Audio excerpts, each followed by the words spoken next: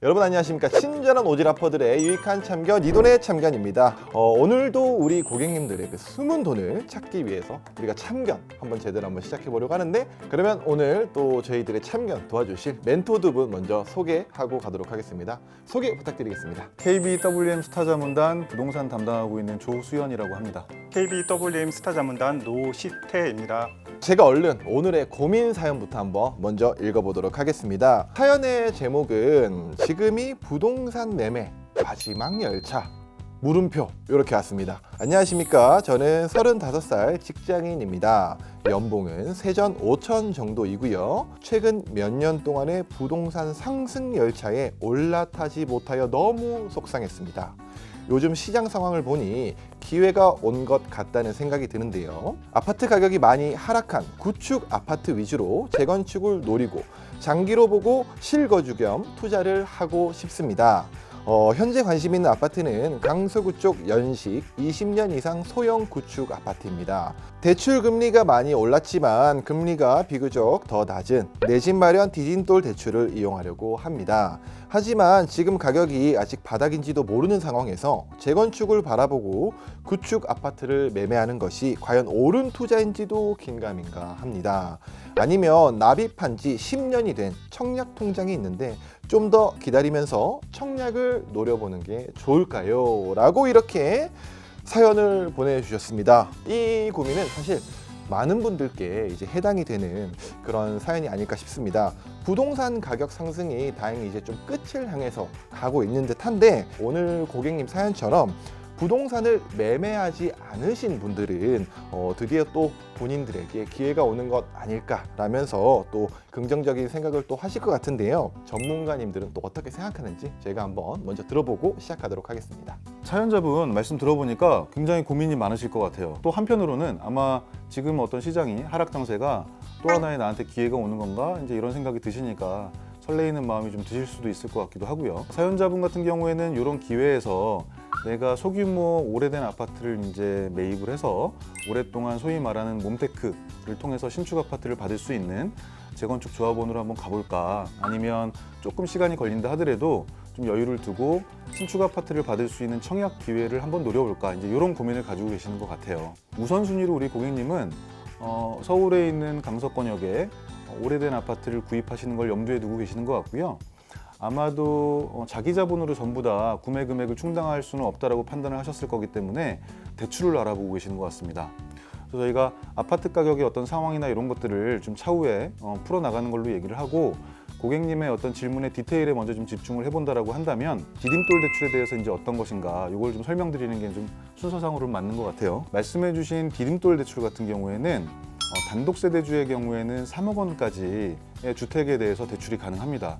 만약에 부부라고 하신다면 5억 원까지의 주택도 대출이 가능하다, 이제 이렇게 보시면 될 것 같고요. LTV라든지 DTI 이런 어떤 대출의 규모 있지 않습니까? 이런 것들도 이제 조건이 좀 제한이 붙고, 또 소득 같은 경우에도 조건이 있어요. 조건도 한번 따져보셔야 되겠다, 이제 이런 생각이 좀 들고요. 사연자분 같은 경우에는 35세라고 말씀을 주셨어요. 그런데 혼인 여부에 대해서는 말씀을 해주진 않으셨거든요. 그래서 만약에 혼인을 하셨다라고 한다면 전체적인 대출 금액이 최대 3억 1천만 원까지는 가능하다, 이제 이렇게 보시면 될 것 같고요. 결혼을 하지 않으셨다라고 한다면 미혼 단독세대주에 걸리기 때문에 경우에 해당되기 때문에 호당 1억 5천만 원까지 대출이 한 절반 정도 줄어든다, 이제 이렇게 보셔야 될 것 같습니다.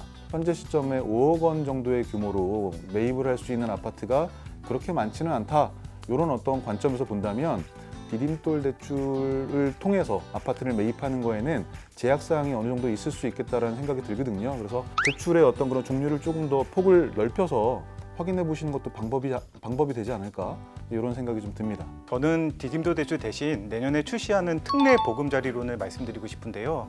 금융당국이 금리 상승에 따른 대출이자 상환 부담을 덜어주기 위해 내년 한 해 동안 이 고정금리 정책금융 상품인 보금자리론을 확대 운영하기로 결정한 것인데요. 기존의 주택가격 기준 및 대출 한도를 상향하고 이 소득 요건을 폐지하여 주택가격이 9억 원 이하일 경우에 소득 상관없이 최대 5억 원까지 대출을 받으실 수 있습니다. 현재의 고금리 상황에서 연 4% 초중반 고정금리로 이 주택 구입 자금을 빌릴 수 있는 유용한 선택인 것 같습니다.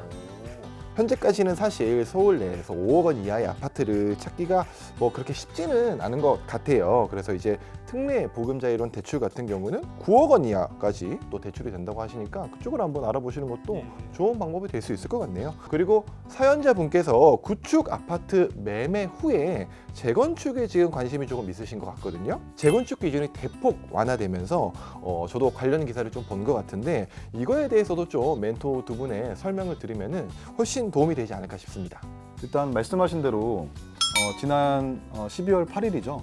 국토교통부에서 재건축 안전진단 규제를 크게 이제 완화한다라고 이제 발표를 했습니다. 안전진단 평가 항목에서 구조 안전성 가중치를 이제 50%에서 30%로 줄이겠다. 이제 이게 가장 눈에 띄는 대목이고요. 적정성 검토라는 게 있는데 이 의무가 이제 또 해제되는 부분이 있습니다. 과거로 돌아가서 2018년도 같은 경우에는 이제 구조 안전성 규제가 굉장히 강화되는 상황이었거든요.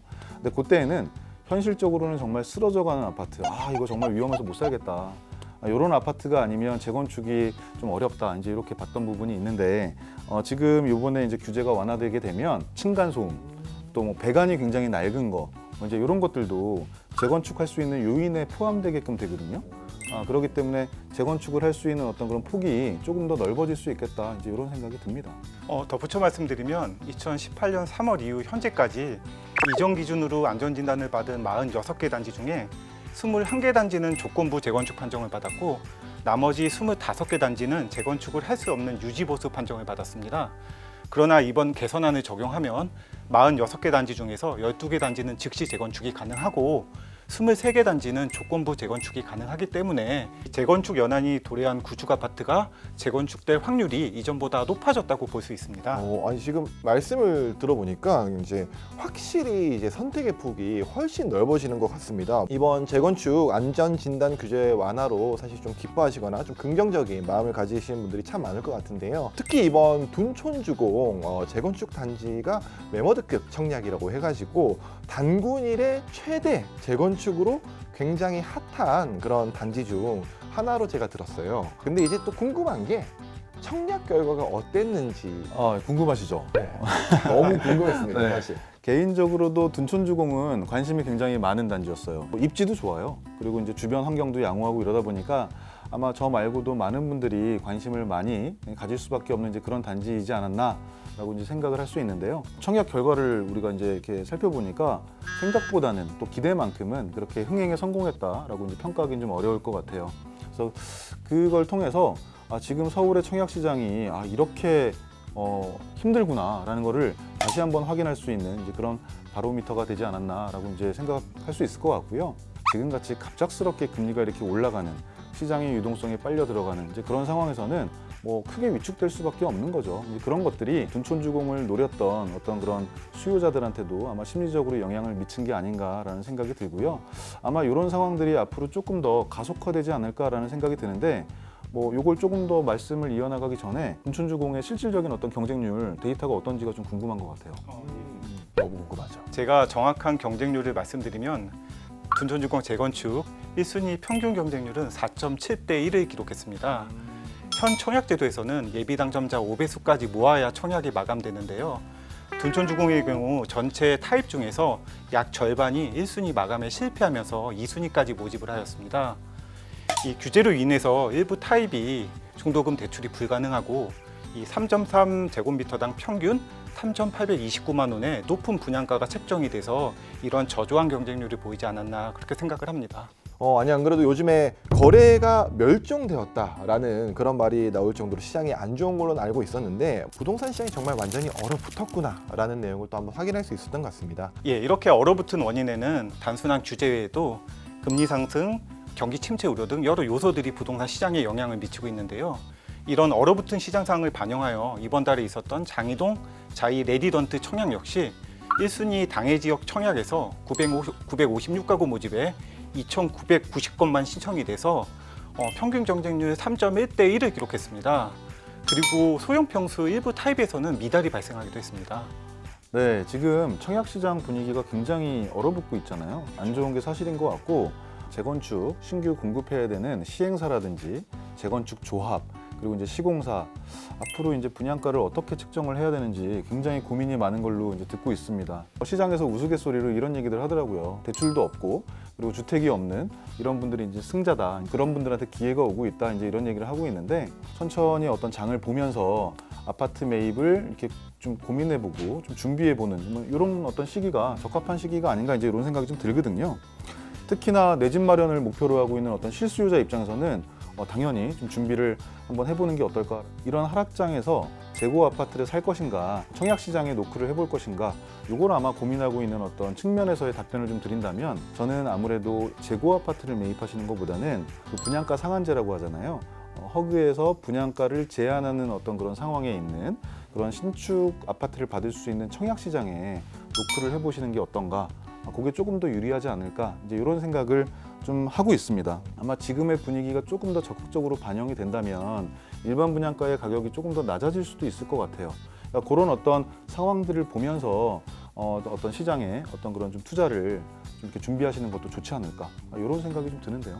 시장을 조금 더 보면서 청약 기회를 한번 노려보는 것도 좋다. 네, 그렇게 생각합니다. 좋습니다. 그러면은 이번에 또 노시태 멘토님 또 어떤 조언 해주실 수 있는지 한번 같이 들어보도록 하겠습니다. 내 집 마련을 위해서 적극적인 투자도 좋지만 저는 일단 현재는 상황을 지켜보라고 말씀드리고 싶습니다.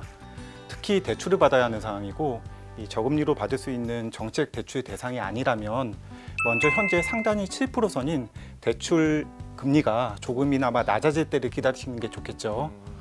현재는 기준금리가 계속 오르고 이 시장의 연착륙을 위해서 여러 가지 부동산 관련 규제들이 완화되고 있는 상황인데 이 성급한 투자보다는 그 어느 때보다 시장 상황을 예의주시해야 할 시기인 것 같습니다. 맞아요. 지금 금리가 계속 올라서 사실 저도 고민이 많거든요. 아마 다들 고민 많으실 것 같은데 아무래도 지금 상황이 좀 많이 어렵다 보니까 너무 무리하지 말고 조금은 때를 좀 기다려보는 게 좋지 않을까 그런 말씀이신 것 같습니다. 고객님의 사연으로 다시 돌아와서 둔촌주공이나 장위처럼 지금 입지가 좋은 재건축 아파트들도 지금 인기가 약간 시들해진 것 같은데 과연 구축 아파트를 이제 사서 재건축을 노리는 것이 맞는 투자 방법인지에 대해서도 한번 멘토님들 조언 부탁드리도록 하겠습니다.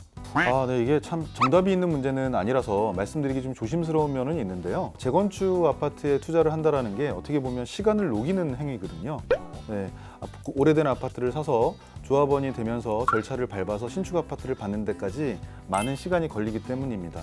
그 오랜 기간 동안 일상이라도 좀 편해야 되는 거거든요. 또 뭐 아이를 키우고 회사에 또 이게 통근을 하고 뭐 이런 어떤 것들이 일상이라고 할 수 있을 텐데 어느 한 요인이라도 그게 깨지게 되면 그 기다리는 동안 굉장히 이제 고통스러울 수 있거든요.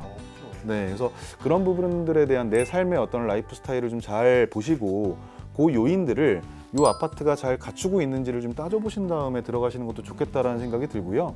또 하나는 지금같이 금리가 이렇게 올라가는 어떤 추세라든지 금리가 올라가 있는 상태에서 내가 투자를 한다라고 했을 때 대출 금액이 굉장히 과하면 또 일상이 망가질 수 있는 거거든요. 내가 받는 급여에서 나가야 되는 어떤 이자의 부담이 굉장히 커지기 때문에 그런 거니까 그런 부분들을 잘 따져가지고 구축 아파트에 투자를 하시는 것도 필요한 어떤 내용이지 않을까 이제 이런 생각이 저는 들어요. 예, 저도 비슷한 얘기인데 이 재건축을 검토하신다면 실거주 부분을 반드시 고려하셔야 할 것 같습니다. 이 재건축이 완료되기까지는 다양한 단계를 거치면서 적지 않은 시간이 소요되고 그 과정에서 장기간 실거주를 해야만 할 수 있습니다. 그렇죠. 따라서 너무 투자 관점으로만 접근하여 미래 가치만 추구하기보다는 내가 실제 살면서 다른 선택과 비교하여 발생할 수 있는 불편함을 감수할 수 있는지를 좀 먼저 고민해 보셔야 될 것 같습니다. 전문가분들께서 이렇게 또 실질적인 측면을 얘기해 주니까 오히려 저희 같은 사람들은 너무 집을 투자로만 본 거 아닌가 그런 반성이 좀 드는 것 같습니다. 얼어붙은 부동산 시장을 조금이나마 활성시키기 위해서 재건축 규제를 대폭 완화한 정부 그리고 그럼에도 불구하고 아직은 높은 고금리와 또 부동산 규제들이 많은 분들의 발목을 붙잡고 있는 건 아닌가 싶습니다. 부동산 가격 상승을 막는 것도 정말 중요하지만 일단은 부동산 시장이 무너지지 않도록 신중한 정책들이 필요한 시점으로 또 보여지는데요. 또 끝으로 이렇게 끝내면 아쉬우니까 마지막 한 말씀 듣고 마무리하도록 하겠습니다. 우리가 이제 자산 시장에서 이 거래의 어떤 가격이 등락이 있다라는 거를 우리가 여러 가지 어떤 경험을 통해서 학습할 수 있었거든요. 90년대 말에 IMF가 있었고요. 그리고 2008년도에 금융 위기가 있었죠. 그리고 이제 직전 우리가 지금 경험하고 있는 코로나 이후에 유동성 장세 이제 이런 것들을 통해서 이제 우리가 학습할 수 있는 게 뭔가 한번 좀 생각을 해봐야 될 필요가 있다라는 거거든요. 어떤 이슈가 있으면 위험이 있으면 그 다음에 유동성 장세가 펼쳐지고 그리고 또 그 돈이 이렇게 흡수되는 과정에서 자산의 가격이 떨어졌다가 크게 올랐다가 다시 떨어지는 뭐 이런 어떤 등락이 있었구나라는 걸 우리가 경험적으로 이제 학습할 수 있는 계기가 됐다라는 걸 이제 우리가 느낄 수 있는 것 같아요. 작년에 만약에 아파트를 뭐 이렇게 무리해서 사셨다 이러면 지금 어떤 시기를 겪고 계시겠어요? 굉장히 힘드실 거잖아요. 근데 그러지 않으셨기 때문에 지금은 조금 더 편한 마음으로 뭔가 새로운 기회에 내가 직면해 있나? 나한테도 이제 기회가 오나? 이런 생각을 하시는 거거든요. 그런데 하락 어떤 그런 구간이 이제 시작일 수도 있겠다라는 생각이 들고요. 설사 이제 시작이 아니라 다시 금방 반등을 한다 하더라도 지금보다는 조금 더 여유를 가지고 앞으로의 상황을 좀 보실 필요가 있다라고 봐요. 생각을 해요. 왜냐하면 여러 우리가 구간을 겪어오면서 이런 어떤 하락 구간 이후에 공포스러운 구간이 한 번은 더 왔거든요. 시장 상황을 잘 보시다가 시장이 너무 공포스럽다. 이건 지금 나도 못 들어가겠다라는 생각이 들 때 그때 한번 노크를 해보시는 것도 좋지 않을까? 경험적으로 이렇게 큰 차익을 이루셨던 분들을 보면 굉장히 시장이 어려웠을 때 미리 이제 스터디한 공부한 거 이제 이걸 가지고 뚜벅뚜벅 이렇게 걸어 들어가신 분들이 돈을 좀 버시더라고요. 그래서 시장에서 조금 더 공포스러운 구간이 만약에 온다면 그때 조금 소신껏 투자를 하셔도 좋지 않을까 이런 생각을 좀 하고 있고 말씀을 좀 드리고 싶어요. 저는 신속한 의사결정이 필요한 시기도 있었지만 현재는 신중하고 안정적인 의사결정이 필요한 시기가 아닐까 생각합니다. 이 조급하게 서두르기보다는 현재는 이 부동산 시장에 영향을 미치는 금리 변동, 경제 상황, 정부 정책 등을 꼼꼼히 체크하시며 이 자신만의 인사이트를 만들어가다 보면 이 현명한 선택을 반드시 하실 수 있으리라 생각을 합니다. 네, 여러분들 오늘도 정말 좋고 유익하고 너무 건강한 조언을 많이 들은 것 같습니다. 니돈참을 또 열심히 시청해주시는 우리 모든 고객분들의 그 걱정거리를 저희가 다 해결하는 그날까지 저희는 계속해서 참견을 이어나갈 생각입니다. 여러분들 고민 많이 보내주시면 좋을 것 같고요. 그럼 여러분 저희는 다음 회차에서 더 유익한 내용으로 찾아오도록 하겠습니다. 오늘 영상 유익하게 보셨다면 좋아요. 구독, 댓글과 알림 설정까지 많이 부탁드리겠습니다. 안녕. 안녕.